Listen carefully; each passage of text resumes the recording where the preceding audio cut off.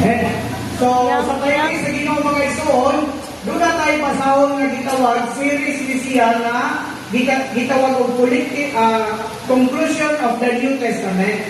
So, doon na ito ka mga butang na gisgutan diya.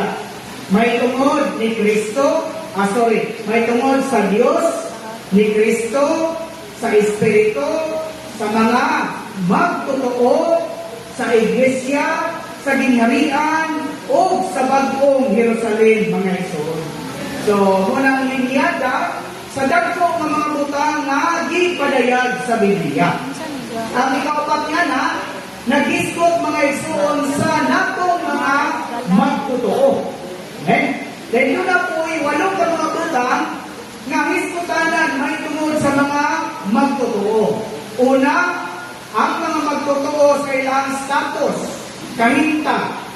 Ikadua, ang mga magtotoo sa pagtawag o ng designation. Ang mga magtotoo sa symbols, doon ang mga simbolo diya sa Biblia na nakatubong sa mga magtotoo. Ikaapat, ang mga magtotoo sa kinabuhi. Ikalima, ang mga magtotoo diya sa kinaiya. Ikaunom, ang mga magtotoo sa nilabayng panahon. Past. Ang ikapito, ang mga magtotoo sa karong panahon na, present.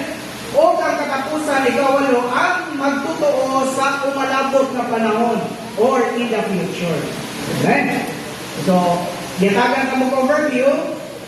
Ay ito mag-iining mga butang na kay isay-isay, niining 12 manin, yung upat naman ito ato ang natake sa Churches Fellowship, nagtuong na sunod panahon, maagian na ito ni mga igsoon sa ato ang morning revival. Amen. Dito kayo mga igsoon, kay klaro kayo ipakita ang kahintang sa mga magtotoo, especially sa mga kamaturan na naan nato dinhi sa payulit sa Ginoo. Then kung naka sa Kristiyanidad, doon ay kitawag itong eschatology.